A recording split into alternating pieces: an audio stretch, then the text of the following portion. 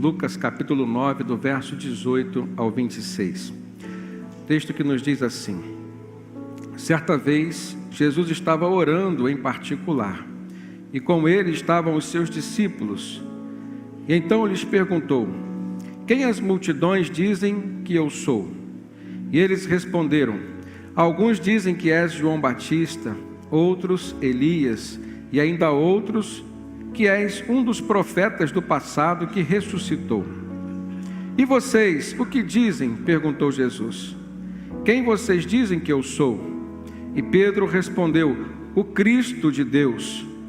Jesus os advertiu severamente que não contassem isso a ninguém.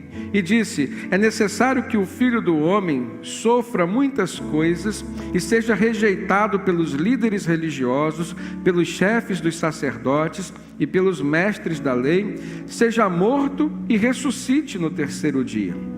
Jesus dizia a todos: se alguém quiser acompanhar-me, negue-se a si mesmo, tome diariamente a sua cruz e siga-me. Pois quem quiser salvar a sua vida, a perderá. Mas quem perder a vida por minha causa, este a salvará. Pois que adianta o homem ganhar o mundo inteiro e perder-se ou destruir a si mesmo? Se alguém se envergonhar de mim e das minhas palavras, o Filho do Homem se envergonhará dele, quando vier em sua glória e na glória do Pai e dos santos anjos.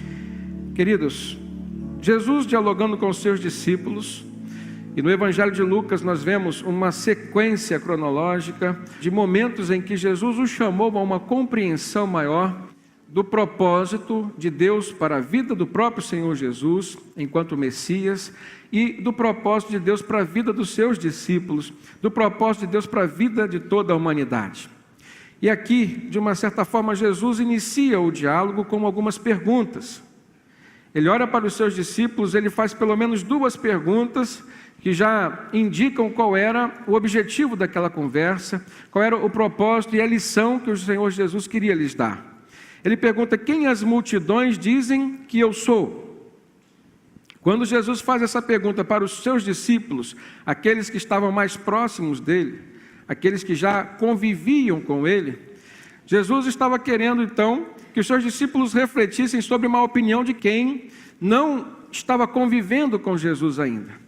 E a segunda pergunta foi direcionada aos próprios discípulos, aqueles que estavam próximos do Senhor. E ele perguntou: quem vocês dizem que eu sou? Nesse momento, nós, enquanto igreja de Cristo hoje, e por isso nos enquadramos na pessoa dos seus discípulos, nós precisamos ter nesse texto uma base para a nossa reflexão acerca da importância do significado de Cristo para nós. Não o significado teológico, teórico da própria palavra.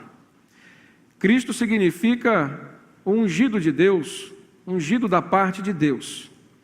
O nome de Jesus era Jesus, que vem do hebraico Salvador, mas era Jesus o Cristo, Jesus o ungido da parte de Deus.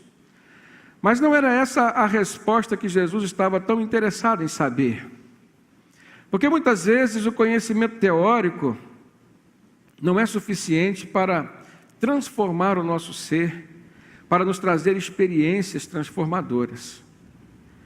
Quando Jesus veio e conviveu com os discípulos e convivia com as multidões também, a cada momento de relacionamento e de convívio, Jesus lhes concedia uma oportunidade de crescimento, uma oportunidade de amadurecimento e uma oportunidade de crescimento e amadurecimento por meio de experiência que trazia conhecimento e mudança interior. As pessoas necessitadas viam em Jesus uma forma de resolverem seus problemas, de serem sustentadas, de serem providas das suas necessidades. Aquelas que vinham com necessidades físicas, Jesus curava. Aquelas que vinham com necessidades emocionais, Jesus tratava. Aquelas que vinham com necessidades espirituais, e todas elas tinham essa necessidade, Jesus salvava. E para essas Jesus falava: a tua fé te salvou. Quando o problema era emocional, ele dizia, vai em paz. Então, quem a multidão ou as multidões diziam que Jesus era?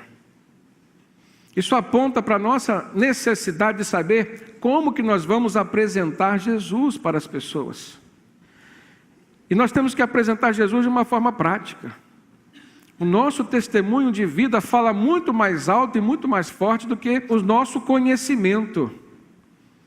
E as multidões precisavam ver isso. Jesus estava chamando os seus discípulos a uma responsabilidade pessoal, de testemunhar as mudanças de vida que já estavam acontecendo neles a partir do momento em que eles começaram a caminhar com Jesus. Que mudanças têm acontecido na nossa vida a ponto das pessoas verem ou poderem ouvir e ver o nosso testemunho? Quando Jesus faz a pergunta, e vocês? Quem dizem que eu sou? Jesus aponta para uma necessidade pessoal nossa. Essas são perguntas e respostas que constituem a base da motivação missionária, irmãos. Não há como você falar de Jesus para alguém se na sua vida você ainda não experimentou algo que Jesus fez. Se na sua vida não há comunhão com Jesus. Então não há como causar uma transformação no outro se essa transformação ainda não aconteceu em você. E Jesus chama os seus discípulos a essa reflexão. E aí ele começa a explicar os objetivos de Deus para a sua própria vida. No verso 22 ele vem dizendo assim, é necessário que o Filho do Homem sofra muitas coisas e seja rejeitado pelos líderes religiosos, pelos chefes dos sacerdotes, pelos mestres da lei. É interessante que Jesus não citou nesse momento que era necessário que ele fosse rejeitado pelas multidões. Que ele fosse rejeitado por um de seus discípulos, por exemplo, Judas.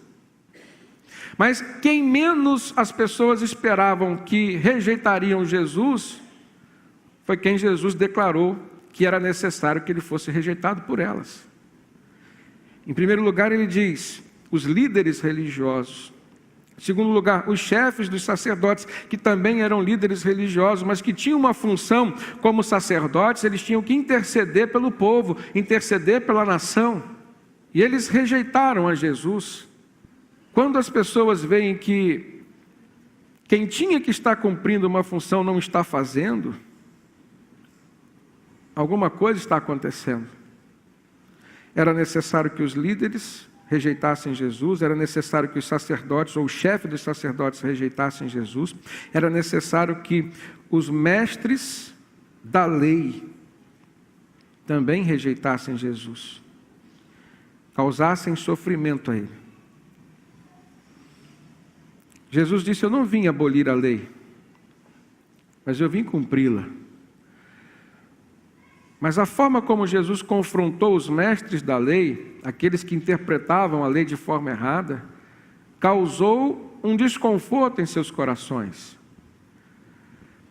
De uma certa forma, irmãos, hoje, nós, enquanto essa multidão, e muitas vezes até mesmo enquanto discípulos que estão perdidos em meio à multidão, nos comportamos como os líderes religiosos, os chefes dos sacerdotes e os mestres da lei. Porque a verdade do evangelho puro e genuíno de Jesus, muitas vezes vem causar um desconforto em nosso coração. Vem exigir de nós uma mudança. E é justamente nesse momento que a gente rejeita. É nesse momento que a gente não quer abrir mão. Então Jesus coloca essa necessidade justamente porque o evangelho haveria de confrontar, o evangelho precisa confrontar as pessoas. E a começar na vida daqueles que estão teoricamente mais próximos. Os que eram mestres da lei, os que diariamente prestavam cultos, que eram os sacerdotes, e os líderes religiosos daquele tempo. Jesus então, a partir de explicar qual era o propósito de Deus para a sua vida, vir confrontar e vir pregar um evangelho de salvação, quer dizendo que tudo aquilo que estava sendo feito antes, a nível de rituais religiosos, cairia por terra. Porque a partir daquele momento era Ele que haveria de se sacrificar. Era Ele que haveria de ser o nosso intercessor, o nosso mediador. Então, depois, Jesus vem explicar os objetivos de Deus para a vida dos seus discípulos. Uma vez que os seus discípulos estavam compreendendo qual era o objetivo de Deus para a vida do Messias, do seu mestre, eles agora precisavam compreender quais eram os objetivos de Deus para a sua própria vida. Então, no verso 23, Jesus disse: se alguém quiser acompanhar-me, então, nessa missão, negue-se a si mesmo e siga-me. Vê se essas palavras não trazem um certo desconforto a quem já estava achando que estava no caminho. Porque no fundo, ninguém quer abrir mão da sua zona de conforto. No fundo, ninguém quer deixar para trás aquilo pelo qual lutou e se esforçou durante muitos anos de sua vida. Então Jesus vem dizendo, é necessário então querer. Depois ele diz, é necessário negar-se a si mesmo. E depois ele vem dizer, é necessário tomar a sua própria cruz. O querer acompanhar Jesus é algo que envolve uma decisão. E eu tenho certeza que essa é a mais fácil de todas. Tomar uma decisão por Jesus não é nada difícil. É fácil de compreender que Jesus é bom, é fácil de compreender que Jesus é amor, é fácil de compreender que a proposta de Jesus é algo divino. Gandhi, e é muito conhecido na história, embora fosse um hindu, quando viveu em Londres, ele conheceu o cristianismo, ele disse, olha, o cristianismo é maravilhoso. Pena que os cristãos estragam o cristianismo. Justamente porque ele viu a distorção ou as distorções que os cristãos foram fazendo no cristianismo puro e genuíno, que Jesus veio plantar. Então nós precisamos olhar para a nossa vida e compreender, olha, não é fácil viver o cristianismo autêntico e verdadeiro. É fácil querer. Tomar uma decisão por Jesus é algo muito fácil. E talvez muitos de nós tenhamos parado naquele momento da decisão por Jesus. Talvez alguns nem tenham chegado à conversão. Nem sempre quando você levanta sua mão dizendo que tomou a decisão por Jesus, você experimentou Jesus, você teve uma conversão. Você teve ali, foi simplesmente uma decisão, e faz parte do processo. Jesus disse, se alguém quiser acompanhar-me, essa pessoa está querendo acompanhar Jesus. Mas o que é demandado de nós a partir daí? Jesus diz, tem que negar-se a si mesmo, e esse negar-se a si mesmo significa desprender-se de si mesmo, desprender-se dos seus bens materiais, desprender-se dos seus bens emocionais, desprender-se dos seus relacionamentos pessoais. Então isso envolve o negar-se a si mesmo, o se desprender de si mesmo. Lá em Lucas capítulo 14, no versículo 25 em diante, diz que uma grande multidão ia acompanhando Jesus, e Jesus voltou-se para ela e disse assim, olha, se alguém vem a mim e ama o seu pai, sua mãe, sua mulher, seus filhos, seus irmãos e irmãs, e até sua própria vida mais do que a mim, não pode ser meu discípulo. E aquele que não carrega a sua cruz e não me segue, não pode ser meu discípulo também. No verso 33 ele diz, da mesma forma, qualquer de vocês que não renunciar a tudo que possui, não pode ser meu discípulo. Querer ser discípulo de Jesus é uma coisa, irmãos, e se tornar um discípulo de Jesus é algo bem diferente. Se desprender dos seus bens materiais. A gente vê em Lucas capítulo 18, verso 18, a experiência que Jesus teve ao ser interrogado por um homem rico. E aquele homem que era importante na sociedade, chega até Jesus e diz, bom mestre, que farei para herdar a vida eterna? E a partir daquele diálogo, ele disse que conhecia os mandamentos, não adulterarás, não matarás, não furtarás, não darás falso testemunho, honrar o pai e a mãe. E aí aquele homem disse, olha, tudo isso eu tenho obedecido, desde a minha adolescência. Jesus olha para o coração daquele homem. Jesus tem esse poder. ele diz assim: olha, falta ainda alguma coisa. Vai, vende tudo. Para aquele homem, Jesus disse: vende tudo. Vende tudo o que você tem, distribua com os pobres, e terás então um grande tesouro nos céus. E depois, venha me seguir. Jesus não disse isso para todas as pessoas. Jesus não disse isso para todos os homens ricos que ele encontrou. Por exemplo, Zaqueu. Jesus não pediu nada de Zaqueu. O que Zaqueu fez para se redimir, como prova e testemunho da sua conversão, foi algo voluntário e espontâneo. Mas esse homem rico, de uma forma específica, Jesus olhou para o seu coração e viu que ele estava preso às coisas que ele tinha. Ele era muito rico.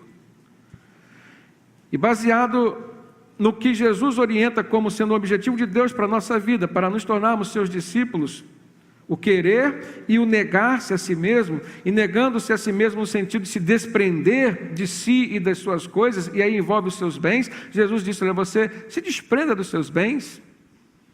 Se você quer me seguir, a proposta que eu tenho para você é de um reino espiritual, de vida eterna nos céus. Então se desprenda disso. Se desprenda do dinheiro que é o seu Deus hoje. Não há como servir a dois deuses. E depois você vem me seguir. E dá tudo aos pobres, tá? Como quem diz: olha para quem você não olhou até hoje. Pelo menos havia dois problemas que Jesus identificou no coração daquele homem: o amor e o apego aos seus bens, e a maneira como ele desconsiderava as pessoas carentes e necessitadas, ou seja, o seu descompromisso com as obras sociais, aquilo que também era a missão designada por Deus para os seus discípulos. Então a Bíblia diz que, verso 24 de Lucas 18,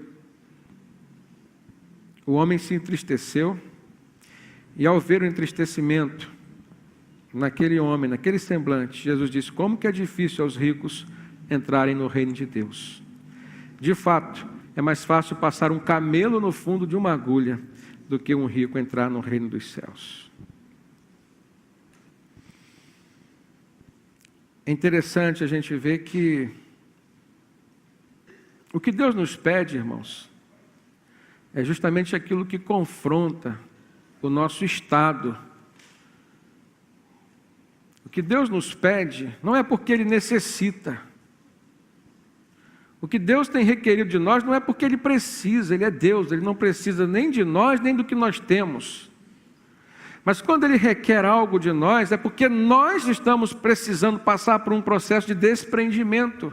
E o processo de desprendimento tem significado de processo de libertação. Agora, o que a gente vê as pessoas falando, principalmente os evangélicos, falam, né? Você precisa ser liberto desse espírito de tantas coisas. E quando se fala em libertação no meio evangélico, está se referindo a demônios, a entidades espirituais.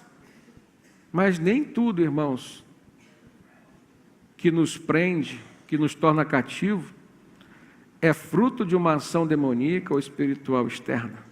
Porque o mesmo apóstolo Paulo que diz que a nossa luta não é contra carne nem sangue, mas sim contra principados e potestades desse mundo tenebroso, ou seja, falando da batalha espiritual, esse mesmo apóstolo Paulo disse que a nossa carne, a nossa natureza humana, luta contra o espírito. Então existem duas batalhas: a espiritual, que é externa a nós, e a batalha pessoal, que é interna, é o seu eu, é a maneira como você se apega ao seu jeito de ser. Quantas pessoas, irmãos, têm orgulho de serem temperamentais?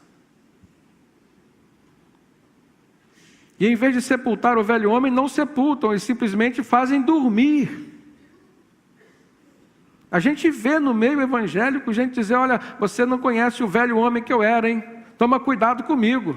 Como que uma pessoa que disse ser nova criatura, que fez morrer o homem no seu passado, quem ele era, diz: eu vou sair da graça? Precisamos nos desprender de tudo. das coisas que nos incomodam, que são negativas a nós. Isso todo mundo quer se desprender. Mas aqui Jesus está mostrando e dando enfoque às coisas que nos incomodam, que estão dentro de nós e que nós queremos cultivá-las aqui, no quartinho do nosso coração, fechado e trancado às 7 chaves. E a chave conosco. Muda o seu jeito de ser, deixa Jesus te transformar. Se desprenda de si mesmo.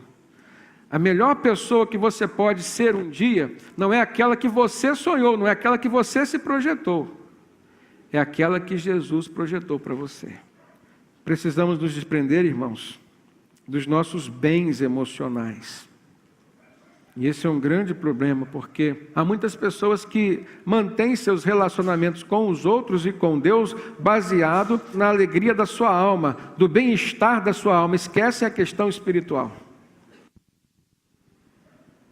E se ela vem a um culto, ou se ela vai a um local, por exemplo, de adoração, e se ela não estiver no palco, ou seja, aonde satisfaz a sua alma, onde não necessariamente seria o momento de Deus satisfazer e resolver os seus problemas espirituais, ela não sai dali satisfeita. Então essa pessoa precisa se desprender do palco, precisa se desprender das luzes. A Bíblia diz que lá no céu, os serafins adoram a Deus, e eu fico imaginando a adoração dos anjos, como deve ser excelente. Aí eu digo, Deus precisa ver coisas aqui na terra? Ele está interessado no nosso interior. Mas uma adoração verdadeira, pura e sincera, ela não se estabelece no palco, ela se estabelece no altar. No altar, você se oferece para Deus. E o seu objetivo é satisfazer o coração de Deus. Quando Jesus fala do negar-se a si mesmo, Ele está dizendo que nós temos que nos desprender também dos relacionamentos pessoais. Se você identificou que existe alguém do seu relacionamento que tem atrapalhado o seu relacionamento com Deus, tem pessoas que nunca nos aproximam de Deus, eu preciso, nesse momento, me desprender. Não significa que eu preciso deixar de amar. O que Jesus está dizendo é o seguinte, olha, você não precisa estar preso a pessoas, eu sou o suficiente. E o que Jesus cita como exemplo são as pessoas da própria casa. Se alguém não é capaz de deixar a casa, se alguém não é capaz de deixar marido, esposa, filhos por amor de mim, então também não é digno de mim. É nesse sentido, não que seus discípulos não devessem amar a sua família. Pelo contrário, não foi isso que ele ensinou. O amor não está atrelado a uma prisão. Até porque o amor liberta e não nos torna cativos. O verdadeiro amor liberta. Lança fora todo medo. A Bíblia diz isso, o verdadeiro amor lança fora todo medo. E quando alguém está cativo, o medo é uma natureza do seu interior. Em terceiro, ele diz, você tem que tomar a sua própria cruz. Então, em primeiro lugar, para seguir a Jesus, tem que querer. Em segundo lugar, tem que negar-se a si mesmo. E em terceiro lugar, tem que tomar a sua própria cruz. E depois segui-lo. Que na verdade nós precisamos fazer, irmãos, para tomarmos a nossa própria cruz, é descobrirmos e assumirmos a nossa nova identidade. Quem não aceitou a cruz de Cristo, quem não compreendeu a cruz de Cristo, quem não se entregou a Jesus, não tem a sua própria cruz ainda. É nesse aspecto que as coisas começam a se desenvolver. Jesus está falando para discípulos. Você recebe uma cruz a partir do momento em que você compreende que Jesus foi a cruz por você. Cruz, então, tem um significado. E é nesse significado que Jesus está fundamentando a sua palavra. Tome a sua própria cruz e siga-me. Significa que você tem que assumir essa nova identidade. Mas para assumir uma nova identidade, você tem que antes descobrir qual é essa identidade. O que Jesus fez em você? Quem você era? E quem você é hoje? Como você se via e como você se vê hoje? Como as pessoas te viam e como elas te veem hoje? Aí você se descobre. E nesse processo de descoberta, você vai ver que existem muitas coisas ainda para acontecerem, mas já existe uma nova criatura. Então existe uma nova identidade. Somos cristãos. Tem que dar testemunho de transformação interior e de transformação exterior. Não é só exterior. Os fariseus davam testemunho de transformação exterior, mas o seu interior estavam totalmente corrompidos. Não havia mudança. Abra sua Bíblia na carta aos Efésios, capítulo 4, verso 22. Efésios 4, 22. É o apóstolo Paulo quem vem falar, dando a sua interpretação ao tomar a sua própria cruz que Jesus falou. Paulo diz assim: quanto à antiga maneira de viver, vocês foram ensinados a despir-se do velho homem, que se corrompe por desejos enganosos, para serem renovados no modo de pensar e revestir-se do novo homem, criado para ser semelhante a Deus em justiça e em santidade, proveniente da verdade. Olha os fundamentos que o apóstolo Paulo usa. Não existe cristão sem o chamado de Cristo à salvação. E quando o Senhor Jesus nos chama para nós seguirmos a Ele, é necessário essa mudança, essa transformação. Isso é conversão, que acontece primeiro na nossa mente, é metanoia, mudança de pensamento e de direção. Então Paulo diz, quanto à antiga maneira de viver, vocês já foram ensinados que vocês têm que se despir desse velho homem, tem que morrer, deixa para trás. Agora, vai ficar nu? Não, se vista do novo ser, do novo homem, dessa nova identidade, que renasce em você a partir do Espírito Santo que Cristo te dá. Você é uma nova criatura. Esse novo homem é criado para ser semelhante a Deus, em justiça, em santidade, que é proveniente da verdade. Por várias vezes Jesus se apresentou como sendo a verdade. Disse, conhecereis a verdade vos libertará.